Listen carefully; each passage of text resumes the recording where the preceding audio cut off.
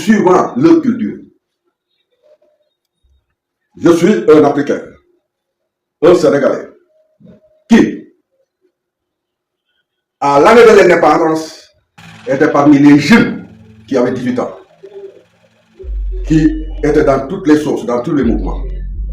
Donc, j'ai vécu un peu l'histoire de l'indépendance de la paix.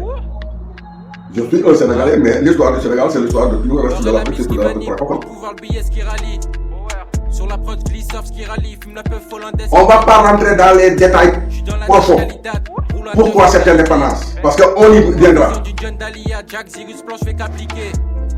Et à l'indépendance, où rien n'était prêt, la France nous a balancé une indépendance sans préparation.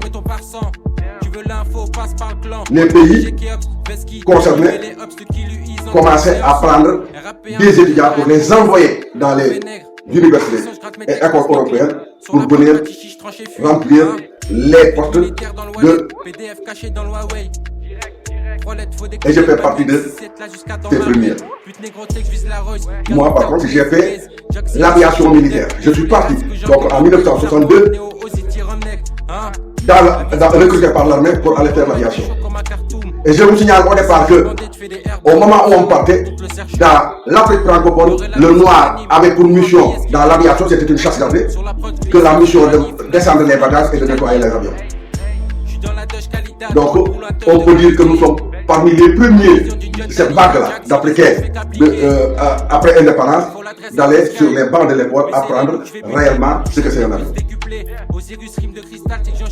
Et c'est durant notre passage, parce qu'en 62, quand on est parti en France, on nous disait que, ça se constatait, que la Russie avait investi l'Europe d'espions et que beaucoup de projets européens ont été sortis par la Russie avant. Et on nous apprenait l'espionnage, le contre-espionnage, la manipulation et la propagande.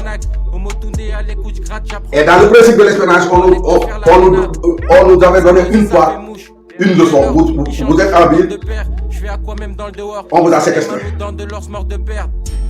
Vous êtes tenu par exemple dans une chambre, dans un bâtiment fermé, et vous avez eu l'occasion par exemple d'avertir le camp. Comment rédiger le message? Vous savez, quand on est à l'école, on cherche des notes uniquement pour avoir des diplômes. Mais une fois revenu au Sénégal, après, dans ma vie de jeune Sénégalais, mais musulman d'obédience, est né dans un centre de rayonnement islamique. Au bout d'un certain temps, je suis revenu à la religion et j'apprenais le Coran. Et quand j'ai rencontré que le Coran était un message, je me suis rappelé de la définition réelle du message qu'on faisait à l'école. Et je me suis dit en ce moment-là, pourquoi le monde est comme ça? Parce qu'ils lisent, avec le Coran, ils lisent un message sans pour autant aller au fond, c'est-à-dire décoder ce message. Et je me suis mis depuis ce moment-là. Et c'est là où on revient sur mon introduction. Donc on est revenu en 1964, mais déjà en septembre 1991, j'ai été invité à la